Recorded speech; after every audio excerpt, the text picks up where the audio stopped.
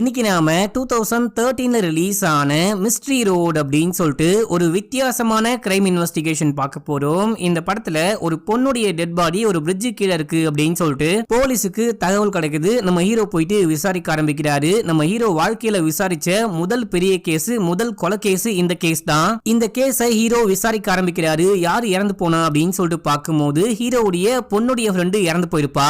இந்த பொண்ணை யாரா கொலை பண்ணி போட்டா அப்படின்னு சொல்லிட்டு ஹீரோ பயங்கரமா விசாரிக்க ஆரம்பிக்கிறாரு. யாருமே நம்ம ஹீரோக்கு சப்போர்ட் பண்ண மாட்டாங்க. தனியாளா விசாரிச்சு நம்ம ஹீரோ என்ன கண்டுபிடிச்சாரு அப்படின்றதுதான் படமே. இந்த படம் ரொம்ப மிஸ்ட்ரியா இருக்கும். யார்தானா அந்த கொலைகாரன் அப்படின்னு சொல்லிட்டு படம் முழுக்க படத்துடைய கடைசி சீன் வரைக்கும் மண்டைய பிச்சுக்க வச்சிருப்பாங்க.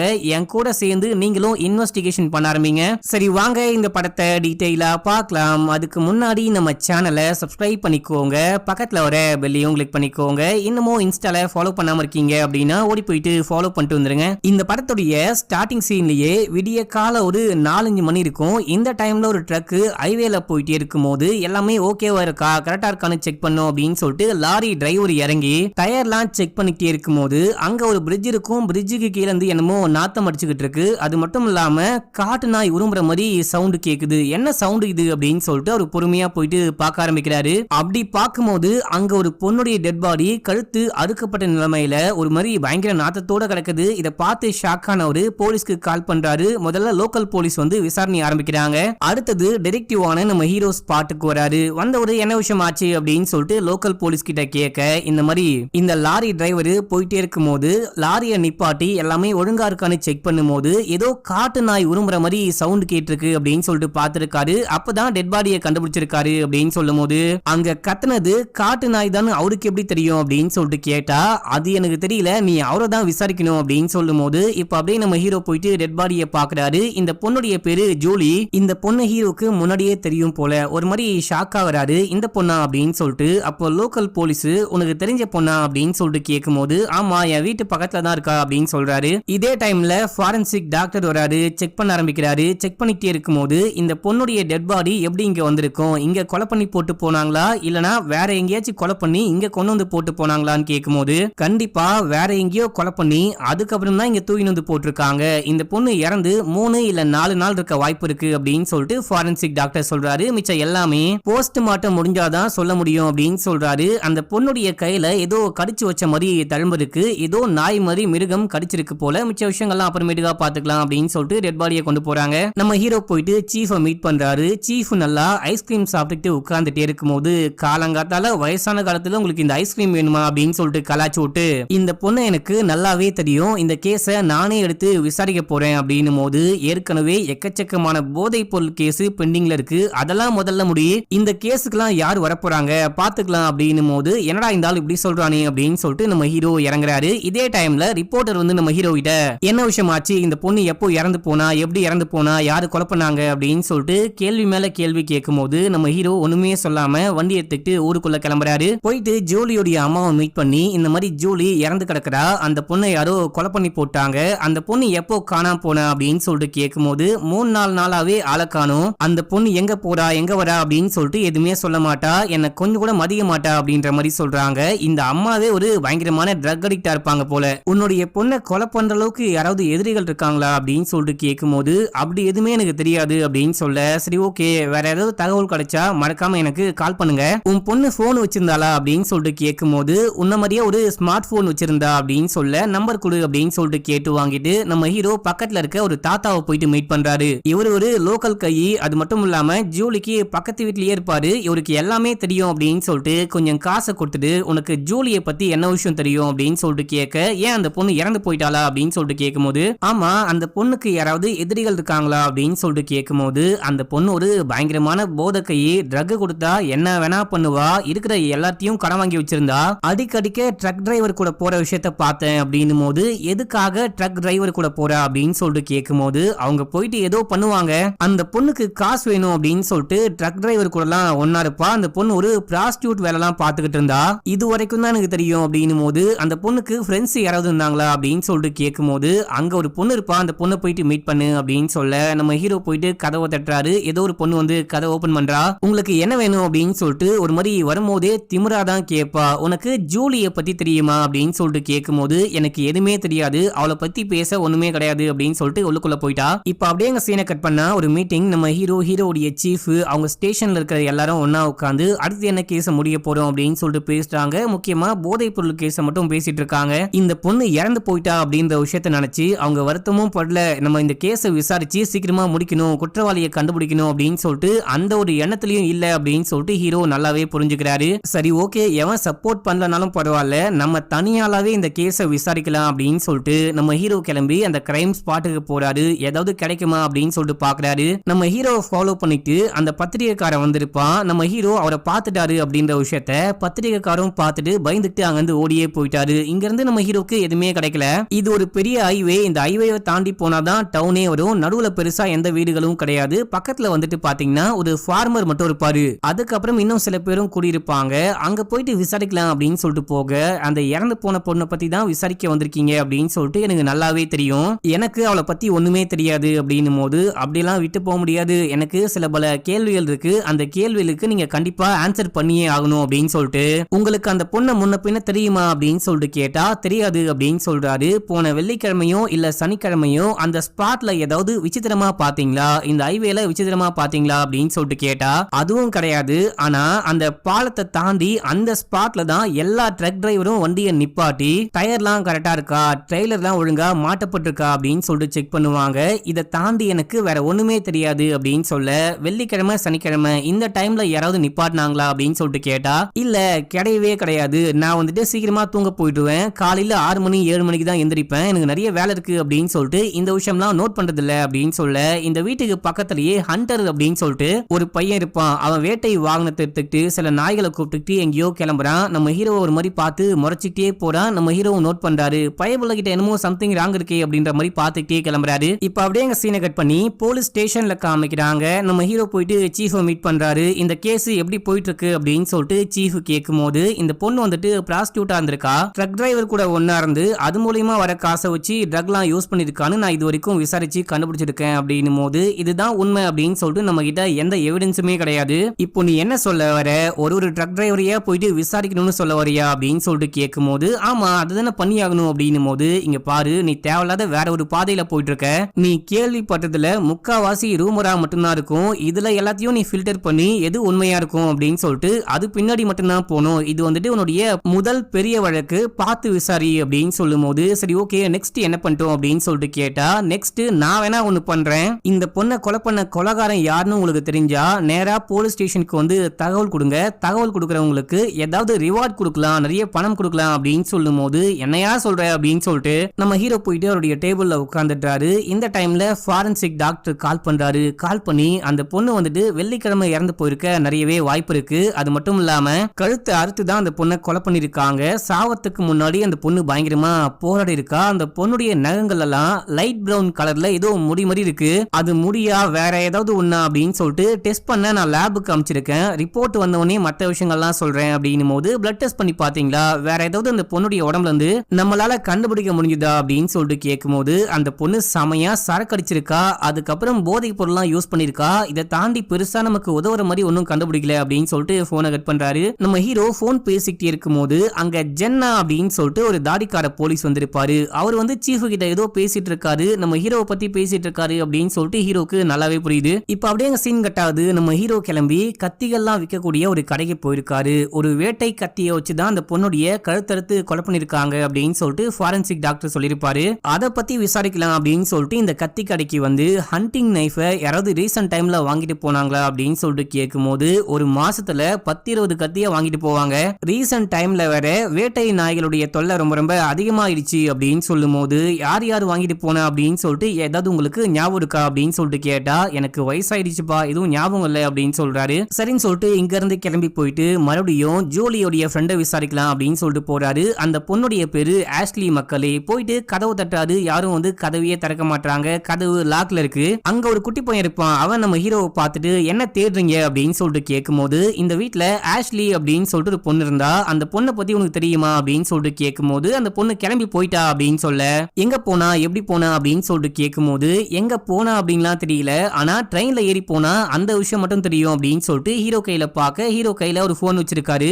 இதே மாதிரி ஒரு போனை இங்க நான் பார்த்தேன், அது வந்துட்டு உடஞ்சி போயிருந்தது அப்படின்னும் போது இப்போ எங்க அந்த போனு அப்படின்னு சொல்லிட்டு கேட்கும்போது அந்த பையன் நம்ம ஹீரோவையே குறுகுன்னு பார்த்துட்டு நீங்க கன் வச்சிருக்கீங்க இல்லையா, இது உண்மையான கன்னா, ஷூட் பண்ணுமா அப்படின்னு சொல்லிட்டு கேட்கும்போது ஆமா உண்மையான கன்னு அப்படின்னு சொல்றாரு. சரி ஓகே எனக்கு கன்னை காமிங்க, பார்த்துட்டு நான் வேணா உங்களுக்கு போன் எங்க இருக்குன்னு சொல்றேன் அப்படின்னு சொல்ல இவனை அடிச்சா விசாரிக்க முடியும், இந்த பயபுள்ளையுடைய பாதையிலேயே போலாம் அப்படின்னு சொல்லிட்டு புல்லட்லாம் ரிமூவ் பண்ணிட்டு கன்னை மட்டும் கொடுக்குறாரு. அந்த பையன் கன்னை பார்த்துட்டு ரொம்ப நல்லா இருக்கு அப்படின்னு சொல்லிட்டு ஹீரோ கையில கொடுக்குறான். ஓகே அந்த போன் எங்க அப்படின்னு சொல்லிட்டு கேட்கும்போது அவன் போனை கொடுக்குறான். நம்ம ஹீரோ கொஞ்சமா காசு கொடுத்துட்டு என்ஜாய் பண்ணு அப்படின்னு சொல்லிட்டு வந்து காருக்குள்ள உட்காந்துட்டு அந்த போனை செக் பண்றாரு. செக் பண்ணி பார்க்கும்போது இது ஜூலியோடைய போன் தான். ஜூலியோடைய போன்ல இருந்து கிறிஸ்டல் அப்படின்னு சொல்லிட்டு ஒரு நேமுக்கு நிறைய கால் போயிருக்கு. கிறிஸ்டல் வேற யாரும் கிடையாது, ஹீரோடைய பொண்ணு தான். என்ன இந்த கேஸ் அங்க சுத்தி இங்க சுத்தி கடைசியா நம்ம பொண்ணு கிட்ட போயிட்டு முடியுது அப்படின்னு சொல்லிட்டு இங்க இருந்து கிளம்பி மனைவியோடைய வீட்டுக்கு போறாரு. நம்ம ஹீரோடைய மனைவியும் பிரிஞ்சு வாழ்ந்துகிட்டு இருக்காங்க. என்னமா எப்படி இருக்க அப்படின்னு சொல்லிட்டு கேட்கும்போது நான் நல்லா இருக்கேன், நீ எப்படி இருக்க, பெரிய டெடெக்டிவ் ஆயிட்ட போல அப்படின்னும் போது ஆமா இப்போ ஓகே தான் அப்படின்னு சொல்ல எதுக்கு இங்க வந்திருக்க அப்படின்னு சொல்லிட்டு கேட்கும்போது பொண்ணு கிட்ட கொஞ்சம் பேசணும் அப்படின்னு சொல்ல பொண்ணை கூப்பிடுறாங்க. காருக்குள்ள ஏறி உட்காந்துட்டு பேச ஆரம்பிக்கிறாங்க. உன் கைக்கு என்ன விஷயம் ஆச்சு அப்படின்னு சொல்லிட்டு கேட்கும்போது சும்மா சண்டை போட்டேன் அப்படின்னு சொல்றா. ஜூலி இறந்து போயிட்டா, ஜூலிய பத்தி உனக்கு தெரியுமா அப்படின்னு சொல்லிட்டு கேட்கும்போது லைட்டா தெரியும், பெருசாலாம் ஒன்னும் கிடையாது அப்படின்னு சொல்ல அந்த பொண்ணு உனக்கு கடைசியா கால் பண்ணிருக்கா, கால் பண்ணி என்ன சொன்னா, நீயும் அந்த பொண்ணும் என்ன பேசுனீங்க அப்படின்னு சொல்லிட்டு கேட்கும்போது சும்மா கால் பண்ணி என்ன பண்ற, ஃபேஸ்புக் வரையா, லைவ் போலாமா அப்படின்னு சொல்லிட்டு சும்மா ஃபன்னா கேட்டா, மத்தபடி ஒன்னும் கிடையாது அப்படின்னு சொல்ல சும்மா சொல்லாத, அந்த பொண்ணு கால் பண்ணி எனக்கு ஒரு பெரிய பிரச்சனை என்னை காப்பாத்து அப்படின்னு சொல்லிட்டு அந்த மாதிரி ஏதாவது சொன்னாலா அப்படின்னு சொல்லிட்டு கேட்கும்போது அந்த மாதிரிலாம் எனக்கு எதுவுமே சொல்லல அப்படின்னு சொல்லும் போது இப்போ இந்த வீட்டுக்கு பக்கத்துலயே ஒரு பொண்ணு உட்கார்ந்துகிட்டு இருப்பா, அந்த பொண்ணு உனக்கு தெரியுமா, அந்த பொண்ணு நீயும் ஃப்ரெண்ட்ஸா அப்படின்னு சொல்லிட்டு கேட்கும்போது பெருசா ஒன்னும் தெரியாது, ஜஸ்ட் பாத்துருக்கேன், பக்கத்து வீட்டு பொண்ணு அவ்வளவுதான் அப்படின்னு சொல்றா. இன்னும் உன்னுடைய அம்மா குடிச்சுட்டு தான் இருக்காளா, உன்னை சரியா பாத்துக்க மாட்டாளா அப்படின்னு சொல்லிட்டு கேட்கும்போது ஆமா எப்ப பார்த்தாலும் குடி போதையிலே தான் இருப்பாங்க அப்படின்னு சொல்லும் போது அந்த ஜூலி ஃப்ரெண்ட்ஸோட சேர்ந்துட்டு ட்ரக் டிரைவரை மீட் பண்ண போவாளா அப்படின்னு சொல்லிட்டு கேட்கும்போது அதை பத்தி எனக்கு எதுவுமே தெரியாது அப்படின்னு சொல்றா. சரி ஓகே என் கூட வந்து ஸ்டே பண்றியா, இங்கே இருந்தா கண்டிப்பா உன்னுடைய அம்மா உன்னை பாத்துக்க மாட்டா, என் வீட்டுல யாருமே கிடையாது, நீ நானு ரொம்ப சந்தோஷமா இருக்கலாம், உனக்கு வேணும்ன்ற எல்லாமே நான் வாங்கி கொடுக்குறேன், உனக்கு வந்துட்டு நீ பாக்குற மாதிரி ஏதாவது ஒரு நல்ல வேலை வாங்கி கொடுக்குறேன், உனக்கு ஒரு சந்தோஷமான வாழ்க்கையை அமைச்சு கொடுக்குறேன் அப்படின்னும் போது எனக்கு எதுவும் வேணாம் அப்படின்னு சொல்லிட்டு அந்த பொண்ணு கிளம்பி போயிட்டா. இப்ப அப்படியே எங்க சீனை கட் பண்ணி அன்னைக்கு நைட்டு காமிக்கிறாங்க. நம்ம ஹீரோ வீட்டுக்கு போயிட்டு சாப்பிட்டு தூங்கலாம் அப்படின்னு சொல்லிட்டு பார்க்கும்போது தூக்கமே வரமாட்டேங்குது. தன்னுடைய பொண்ணை பத்தின யோசனை, அதுக்கப்புறம் இந்த கேஸோடைய யோசனையாவே இருக்கு. இந்த பொண்ணுடைய போன் எடுத்து பார்க்கலாம் அப்படின்னு சொல்லிட்டு ஜூலியோடைய போனை ஓபன் பண்ணி கேலரியில பார்க்கும்போது ஜூலி நம்ம ஹீரோவுடைய பொண்ணு, அதுக்கப்புறம் அந்த இன்னொரு ஃப்ரெண்டு, இவங்க 3 பேருமே ஒன்னா இருக்க மாதிரி நிறைய போட்டோ இருக்கு. ப்ரொஃபைல்ல கூட வந்துட்டு பாத்தீங்கன்னா இவங்க 3 பேரும் ஒன்னா இருக்க மாதிரி தான் போட்டோ இருக்கு மக்களே. இது எல்லாமே தாண்டி நம்ம ஹீரோவுடைய பொண்ணு அந்த ட்ரக்குக்கு பக்கத்துல நின்று எக்கச்சக்கமா போட்டோ எடுத்திருக்கா. இவங்க 3 பேருமே சேர்ந்துட்டு ட்ரக் டிரைவர் கூட ஒன்னாந்துருக்காங்க, அதுக்கப்புறம் ட்ரக் எல்லாம் வாங்கி யூஸ் பண்ணிருக்காங்க அப்படின்னு சொல்லிட்டு இந்த விஷயம் பார்க்கும்போதே நம்ம ஹீரோக்கு நல்லாவே புரியுது. இந்த டைம்னு கூட பார்க்காம விடிய கூட இல்ல, எந்த நேரமா இருந்தா என்ன, நம்ம சீக்கிரமா இந்த கேஸை முடிக்கணும், இந்த கேஸ்னால நம்ம பொண்ணுக்கு கூட ஆபத்து வர வாய்ப்பு இருக்கு அப்படின்னு சொல்லிட்டு நம்ம ஹீரோ கிளம்பி அந்த கிரைம் ஸ்பாட்டுக்கு போயிட்டு ஏதாவது கிடைக்குமா அப்படின்னு சொல்லிட்டு பார்த்துட்டே இருக்கும்போது இவருக்கு கண்ட கரமான விஷயங்கள் தான் கிடைக்குது, எவிடன்ஸா எதுவுமே கிடைக்கல. இந்த டைம்ல வந்துட்டு பாத்தீங்கன்னா ஒரு லாரி வந்துட்டு அங்க நிக்குது, லாரிக்கு பக்கத்துல ஒரு போலீஸ் வண்டி வந்து நிக்குது, அந்த வண்டிக்குள்ள இருந்து 2 போலீஸ் இறங்குறாங்க.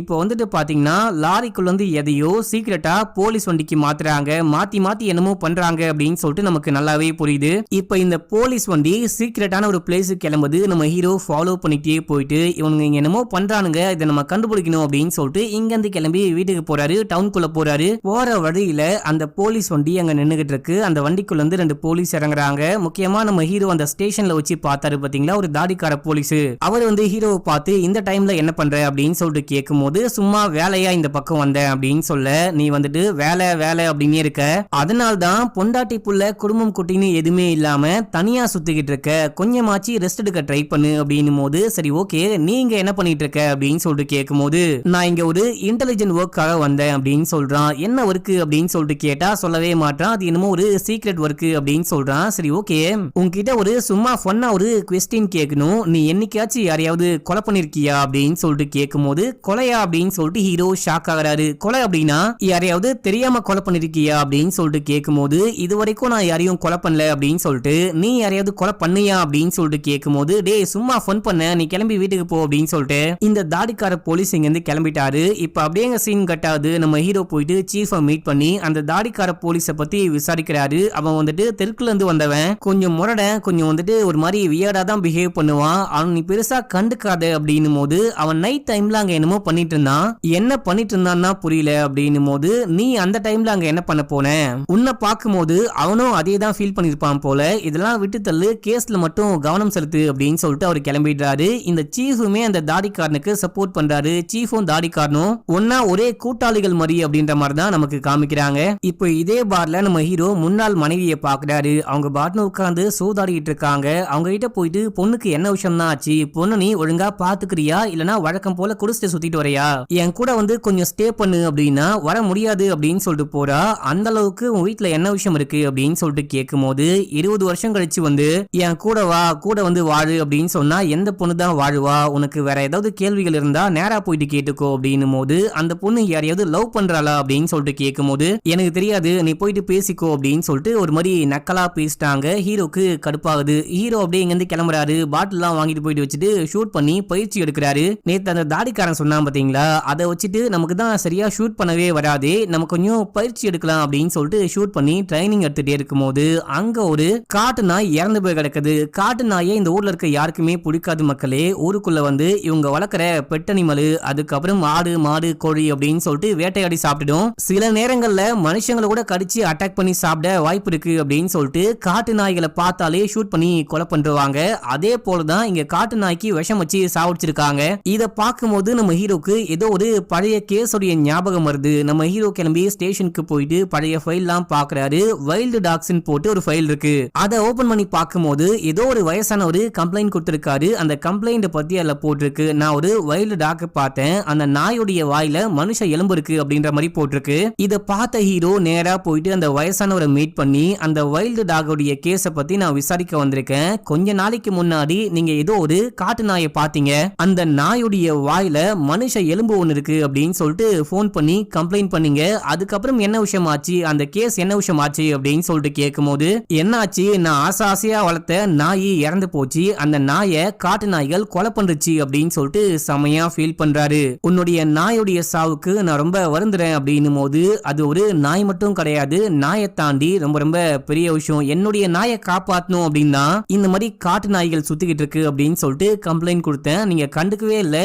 அந்த காட்டு நாய் என்னுடைய டாக சாப்பிட்டுட்டு போயிடுச்சு அப்படின்னு சொல்லிட்டு செமையா ஃபீல் பண்றாரு. சரி நீங்க பார்த்தது உண்மையா, அந்த காட்டு நாயுடைய வாயில உண்மையிலேயே மனுஷ எலும்பு இருந்துச்சா அப்படின்னு சொல்லிட்டு கேட்கும் போது அப்படிதான் நான் நினைக்கிறேன் அப்படின்னு சொல்றாரு. இந்த தாத்தா போய் சொல்றாரு போல அப்படின்னு சொல்லிட்டு ஹீரோ கிளம்பிட்டாரு. அடுத்து மறுபடியும் போயிட்டு அந்த தாத்தாவை மீட் பண்றாரு. இந்த தாத்தாவை மீட் பண்ணி இந்த கேஸ பத்திலாம் சொல்லிட்டு உங்களுக்கு வேற ஏதாவது ஞாபகம் இருக்கா, இந்த ஜூலிக்கு வேற யாராவது ஃப்ரெண்ட் இருந்தாங்களா அப்படின்னு சொல்லிட்டு கேட்கும்போது ஜாஸ்மின் அப்படின்னு சொல்லிட்டு ஒரு பொண்ணு இருந்தா, அவ எப்பயாச்சும் மீட் பண்ண வருவா, எனக்கு சரியா தெரியல, வேணா போயிட்டு விசாரிச்சு பாரு அப்படின்னு சொல்ல நம்ம ஹீரோ போயிட்டு ஜாஸ்மினை மீட் பண்ணி இறந்து போன ஜூலியை பத்தி உனக்கு தெரியுமா அப்படின்னு சொல்லிட்டு கேட்கும்போது நல்லாவே தெரியும், என் ஃப்ரெண்டு நிறைய ட்ரக்ஸ் யூஸ் பண்ணுவா, அதை தாண்டி எனக்கு வேற ஒண்ணுமே தெரியாது அப்படின்னும் போது அந்த பொண்ணு வந்துட்டு ட்ரக்ல ஏறி போற விஷயத்த நீ பாத்தியா அப்படின்னு சொல்லிட்டு கேட்கும்போது தெரியும், அந்த பொண்ணு போயிருக்கா, பணத்துக்காக ட்ரக்ஸுக்காக அந்த பொண்ணு என்ன வேணா பண்ணுவா, எனக்கு ட்ரக்ஸ் யூஸ் பண்ற பழக்கமே கிடையாது, அதனாலயே நான் அந்த பொண்ணு கூட வெளியெல்லாம் எங்கேயும் போக மாட்டேன், நான் ஸ்கூலுக்கு போயிட்டு வருவேன், அப்படியே எங்கேயாச்சும் வெளியே சுத்துவேன் அப்படின்ற மாதிரி சொல்ல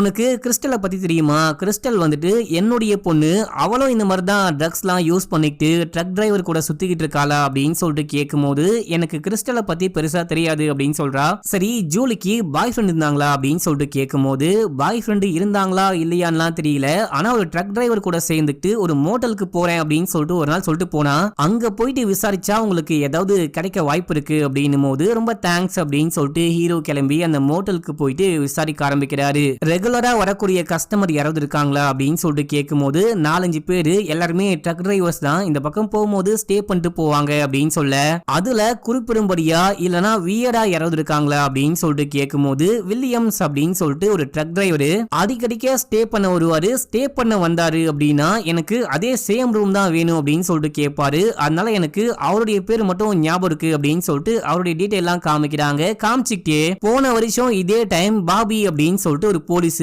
நீங்க கேட்கற மாதிரியே கேட்டு வந்தாரு, அதுக்கப்புறம் பார்த்தா ஒரே வாரத்துல அவரை யாரோ கொலை பண்ணிட்டாங்க, அந்த கேஸ் என்ன விஷயமாச்சு, அவருக்கு புதுசா கல்யாணம் பண்ண மனைவி ஒரு வயசுல ஒரு குழந்தை அப்படின்னு சொல்லிட்டு சந்தோஷமான ஒரு வாழ்க்கையை வாழ்ந்துட்டு இருந்தாரு அப்படின்னு சொல்லிட்டு ஃபீல் பண்ணும்போது பாபியான்னு யோசிக்கிறாரு. நம்ம ஹீரோக்கு அந்த கேஸ பத்தி எதுவுமே தெரியவே இல்லை. சரி ஓகே, வந்த வில்லியம்ஸ் எந்த வண்டியில வந்தாரு, ட்ரக்கா அப்படின்னு சொல்லிட்டு கேட்கும்போது ட்ரக்கானு சரியா தெரியல, அது ஒரு மாதிரி வேட்டை வாகனம் மாதிரி இருந்துச்சு அப்படின்னு சொல்றாங்க. சரின்னு சொல்லிட்டு நம்ம ஹீரோ போயிட்டு அந்த ரூம்ல செக் பண்ண ஆரம்பிக்கிறாரு. செக் பண்ணி பார்க்கும்போது நார்மல் ரூமா இருக்கு. இவருக்கு பெருசா ஒண்ணுமே கிடைக்கல. இந்த பக்கம் விசாரிச்சு போனாலும் டெட் எண்டா முடியுது. அந்த பொண்ணு இறந்து போனா அப்படின்னா கண்டிப்பா யாரோ கொலை பண்ணிருக்கணும். கொலை பண்ண ஏதோ ஒரு காரணம் இருக்கணும். அந்த காரணத்தை கண்டுபிடிச்சா கொலைகாரனை கண்டுபிடிச்சிடலாம் அப்படின்னு சொல்லிட்டு ஹீரோ நினைக்கிறாரு. இப்ப அப்படியே சீன் கட்டாது. நம்ம ஹீரோ போயிட்டு ஹண்டரை விசாரிக்க ஆரம்பிக்கிறாரு. ஏன்னா இந்த ஊருக்குள்ள வேட்டை வாகனம் வச்சிருக்கக்கூடிய ஒரே ஆள் இவன் மட்டும் தான். போயிட்டு ஃப்ரெண்ட்லியா பேச்சு கொடுத்து நான் அந்த வண்டியை ஓட்டி பார்க்கவா அப்படின்னு சொல்லிட்டு கேட்கும்போது போலீஸே வந்த வேலையை மட்டும் பண்ணு, சும்மா காமெடி பண்ணிட்டு இருக்காது அப்படின்னு சொல்ல, நான் வந்துட்டு ஒரு கொலை கேஸ் விஷயமா விசாரிக்க வந்திருக்கேன், உன்னுடைய வண்டியை கொஞ்சம் செக் பண்ணும் அப்படின்னும் போது உங்ககிட்ட வாரண்ட் இருந்தா தாராளமா போயிட்டு செக் பண்ணிக்கோங்க அப்படின்னு சொல்லிட்டு ஒரு மாதிரி திமிராவே பேசினா. நம்ம ஹீரோ கிட்ட வாரண்ட் கிடையாது. இங்க இருந்து கிளம்பி ஸ்டேஷன் போயிட்டாரு. ஸ்டேஷனுக்கு போயிட்டு ஹண்டரை பத்தி ஏதாவது டீடைல் டேட்டா பேஸ்ல இருக்கா அப்படின்னு சொல்லிட்டு செக் பண்ணும்போது இவன் இதுக்கு முன்னாடியே போதை பொருள்லாம் கடத்தினா அப்படின்னு சொல்லிட்டு அந்த கேஸ்ல கைதாயிருக்கான். அதுக்கப்புறம் ரிலீஸ் ஆயிட்டு போயிட்டு இருக்கான். அந்த மாதிரி டீடைல் எல்லாம் கிடைக்குது. இதே டைம்ல ஃபாரன்சிக் டாக்டர் கால் பண்றாரு. கால் பண்ணி அந்த பொண்ணுடைய நகத்துல ஏதோ முடி மாதிரி இருந்துச்சு அப்படின்னு சொன்னா இல்லையா, அது வந்துட்டு மனுஷ முடி கிடையாது. ஏதோ ஒரு கார் சீட்டோடைய அந்த சீட்ல இருக்கிற இழைகள் நினைக்கிறேன். காருக்குள்ள வச்சு இந்த பொண்ணு கொலை செய்யப்பட்டிருக்கா. இந்த பொண்ணு காரை போட்டு பூரி இருக்கா. அந்த சீட்டை புடிச்சிட்டு தப்பிச்சு போக ட்ரை பண்ணிருக்கா போல. அப்பதான் இந்த பொண்ணுடைய கையில அந்த இழைகள் மாட்டிருக்கு போல அப்படின்னு சொல்லும் போது ஓகே வேற என்ன விஷயம் கண்டுபிடிச்சிங்க அப்படின்னு சொல்லிட்டு கேட்கும் போது இந்த பொண்ணுடைய கையில நாய் கடிச்ச மாதிரி ஒரு தடயம் இருக்கும். இந்த நாய் வந்துட்டு ஒரு ரேரான பிரீடுன்னு நினைக்கிறேன். ஏன்னா நம்ம ஊர்ல சாதாரணமா காணப்படக்கூடிய எந்த நாய்கள் கூடயும் இந்த நாயுடைய டிஎன்ஏ மேட்ச் ஆகல அப்படின்னு சொல்லிட்டு போனை கட் பண்றாரு. இதே டைம்ல நம்ம ஹீரோ இன்னொரு விஷயம் நோட் பண்றாரு. நம்ம ஹீரோவுடைய சீஃபும் அந்த தாடிக்காரனும் என்னமோ நம்ம ஹீரோவை பத்தியே பேசுறாங்க அப்படின்ற விஷயம் நம்ம ஹீரோக்கு நல்லாவே புரியுது. இப்ப நம்ம ஹீரோ வேக வேகமா பாபியுடைய கேஸ் ஃபைல் எடுக்கிறாரு. அதான் அந்த மோட்டல்ல கூட போன வருஷம் ஒரு போலீஸ்காரு இதே போல கேட்டு வந்தாரு. அவரை கூட யாரோ கொலை பண்ணிட்டாங்க அப்படின்னு சொல்லிட்டு அந்த கேஸ பத்தி மோட்டல்ல ஒர்க் பண்ற பொண்ணு கேட்டிருப்பா. அந்த கேஸ் உடைய ஃபைல் எடுத்து பார்க்கும்போது ஃபைல்ல பெருசா எந்த டீடைலுமே கிடையாது. குற்றவாளியை அரெஸ்ட் பண்ணல அப்படின்னு மட்டும் நம்ம ஹீரோக்கு நல்லாவே புரியுது. நேரா போயிட்டு பாபியுடைய மனைவியை மீட் பண்ணி கடைசியா என்ன விஷயம் ஆச்சு, கடைசியா எப்போ எங்க கிளம்பி போனாரு அப்படின்னு சொல்லிட்டு கேட்கும்போது ஒரு நாள் நைட்டு, அது விடிய கால அப்படின்னு கூட சொல்லலாம், ஒரு 1-2 மணி இருக்கும். அந்த டைம்ல யாரோ கால் பண்ணாங்க. ஒரு பாட்டுன்னு கிளம்பி போயிட்டாரு. போனவரு 3 நாள் கழிச்சு டெட் பாடியை தான் கண்டுபிடிச்சோம் அப்படின்னு சொல்லும் போது எங்க போனாரு, யாரு கால் பண்ணா அப்படின்னு சொல்லிட்டு அந்த மாதிரி ஏதாவது தெரியுமான்னு கேட்டா அது எனக்கு எதுவுமே தெரியல. போலீஸ் ஸ்டேஷன் விஷயங்களை வீட்டுல அவரு எப்பவுமே பேச மாட்டாரு. ஆனா அன்னைக்கு நைட்டு கால் பண்ணது ஒரு போலீஸின் மட்டும் எனக்கு நல்லாவே தெரியும். போலீஸ் கிட்ட பேசும்போது மட்டும் என் புருஷன் ஒரு மாதிரி வித்தியாசமா பேசுவாரு, அவருடைய தோரணையே ஒரு மாதிரி வித்தியாசமா இருக்கும் அப்படின்னு சொல்லும் போது சரி ஓகே அப்படின்னு சொல்லிட்டு நம்ம ஹீரோ இங்க இருந்து கிளம்புறாரு. கிளம்பி போயிட்டு ஹண்டருடைய வண்டியை ஃபாலோ பண்ண ஆரம்பிக்கிறாரு. இந்த வண்டி போயிட்டு நிக்குது. வண்டிக்குள்ள வந்து அந்த தாடிக்கார போலீஸ் இறங்குறான். ஹண்டருக்கும் தாடிக்காரனுக்கும் என்ன கனெக்ஷன் அப்படின்னு சொல்லிட்டு நமக்கு புரியல. இப்போ இந்த தாடிக்காரன் ஒரு பையன் கூட பேசிக்கிட்டு இருப்பான். இந்த பையன் யாரு என்ன அப்படின்னு சொல்லிட்டு ஹீரோக்கு எதுவுமே தெரியாது. காருடைய நம்பரை கண்ட்ரோல் ரூமுக்கு சொல்லி இந்த காருடைய டீடைல்லாம் எனக்கு வேணும், இந்த காருடைய சொந்தக்காரன் பேர் என்ன அப்படின்னு சொல்லிட்டு கேட்கும்போது அவங்க ஜானோ ஜாக்கோ ஏதோ சொல்றாங்க. ஜானு வச்சுக்கலாம். ஜானு அவன் மேல எக்கச்சக்கமான கேஸ் இருக்கு. இதுக்கு முன்னாடி 3 பேரை கொலை பண்ண ட்ரை பண்ணிருக்கான். எக்கச்சக்கமான வாட்டி போதை பொருளை கடத்தி புடிபட்டிருக்கான் அப்படின்னு சொல்லிட்டு இந்த மாதிரி நிறைய விஷயங்கள் சொல்றாங்க. இந்த மாதிரி ஒரு ஃப்ராடு பையன் கூட நம்ம தாடிக்கார போலீஸ் என்ன பண்ணிட்டு இருக்கான் அப்படின்னு சொல்லிட்டு ஹீரோக்கு புரியல. நம்ம ஹீரோ பொறுமையா அந்த ஜானை ஃபாலோ பண்ண ஆரம்பிக்கிறாரு. ஜானுடைய வீட்டுக்கே போயிட்டு அந்த பையனை அரெஸ்ட் பண்ணலாம் அப்படின்னு சொல்லிட்டு பார்க்கும்போது அந்த பையன் தப்பிச்சு ஓடுறான். அதுக்கப்புறம் இந்த பையனை பிடிச்சி ஸ்டேஷன் கூட்டிட்டு போயிட்டு உட்கார வச்சு விசாரிக்க ஆரம்பிக்கிறாரு. உனக்கு ஜூலிய பத்தி தெரியுமா அப்படின்னு சொல்லிட்டு கேட்கும்போது தெரியும், அந்த பொண்ணு வந்துட்டு போதை பொருள் வாங்க என்கிட்ட வருவா, ஆனா அந்த பொண்ணு கிட்ட காசே இருக்காது அப்படின்னும் போது அதுக்கு நீ என்ன பண்ண அப்படின்னு சொல்லிட்டு கேட்டா நான் சில பேருக்கு காசு கொடுக்கணும் இல்லையா, அதுக்கு பதிலா அந்த பொண்ணை அமுச்சு வச்சேன் அப்படின்னும் போது இப்ப அந்த பொண்ணை காணும், அந்த பொண்ணு இறந்து போயிட்டா, அந்த பொண்ணை கொலை பண்றதுக்கு யாராவது இருக்காங்களா, நீ யாருகிட்ட அந்த பொண்ணை அமுச்சு வச்ச அப்படின்னு சொல்லிட்டு கேட்கும் போது எனக்கு சரியா தெரியாது, எனக்கு யாரு ட்ரக்ஸ் எல்லாம் கொடுப்பாங்களோ அவங்க கிட்ட அமுச்சு வச்சேன் அவ்வளவுதான் அப்படின்ற மாதிரி சொல்றான். சரி என்ன பார்த்தோன்னு ஏன் பயந்து ஓடுனேன் அப்படின்னு சொல்லிட்டு கேட்கும் போது வேற யாரோ வராங்க, என்ன ஏதோ பண்ண போறாங்க அப்படின்னு சொல்லிட்டு பயந்து ஓடுனேன் அப்படின்னு சொல்லும் போது அப்படின்னா உன்னை யாரோ ஏதோ பண்ண பாக்குறாங்க, அவங்க யாருன்னு சொல்லு, நான் உன்னை காப்பாத்த ட்ரை பண்றேன் அப்படின்னும் போது என்னெல்லாம் உன்னால காப்பாத்த முடியாது, நீ உன்னுடைய வேலையை மட்டும் பாரு அப்படின்னும் போது டே ஜானு இங்க பாரு, ஏற்கனவே உன் மேல எக்கச்சக்கமான கேஸ் இருக்கு, உன்னை அரெஸ்ட் பண்ணும் அப்படின்னு சொல்லிட்டு 2 வாரண்டோட வந்திருக்கேன், உன்னை அரெஸ்ட் பண்ணி உள்ளுக்குள்ள தூக்கி போட்டு போலன்னு பொழந்தா கூட யாரும் வந்து என்னன்னு கூட கேட்க மாட்டாங்க, இப்போ போயிட்டு உன் வீட்டை சர்ச் பண்ணா என்ன விஷயம் கிடைக்கும், ஒழுங்கா என்கிட்ட சொல்லி சரண்டர் ஆயிடு அப்படின்னும் போது இங்க பாரு நான் ஒரே ஒரு காரை காரை திருடினேன், அந்த காரை திருடினதுக்கு அப்புறம் தான் பெரிய பிரச்சனைல மாட்டிக்கிட்டேன் அப்படின்னும் போது யாரு இருந்து திருடினேன், இப்போ அந்த கார் எங்க இருக்கு அப்படின்னு சொல்லிட்டு கேட்கும் போது காரு ஊருக்கு ஒதுக்குப்புறமா ஒரு குப்பை கிடங்கு இருக்கு இல்லையா, அங்கதான் இருக்கு. உன்னுடைய பொண்ணு கிறிஸ்டல் கிட்ட தான் திருடினேன் அப்படின்னும் போது என்னது கிறிஸ்டலா, அந்த பொண்ணை பத்தி உனக்கு எப்படி தெரியும் அப்படின்னு சொல்லிட்டு நம்ம ஹீரோ அடிக்க பாயும் போது அங்க வந்த தாடிக்கார போலீஸ் கொஞ்சம் வெளியே வா உன்கிட்ட பேசணும் அப்படின்னு சொல்லிட்டு அவன் என்னுடைய முக்கியமான இன்ஃபார்மரு, அவனால எக்கச்சக்கமான கேஸ முடிச்சிருக்கேன், இப்போ எதுக்காக அவனை அரெஸ்ட் பண்ணி விசாரிச்சுக்கிட்டு இருக்க, ஒழுங்கா நீ உன்னுடைய வேலையை மட்டும் பாரு, உனக்கு ஒரு அழகான பொண்ணு இருக்கா, நீ கொடுத்து வச்சவன், இவனை நான் பாத்துக்கிறேன், நீ கிளம்பி போ அப்படின்னு சொல்லிட்டு உள்ளுக்குள்ள போறான்.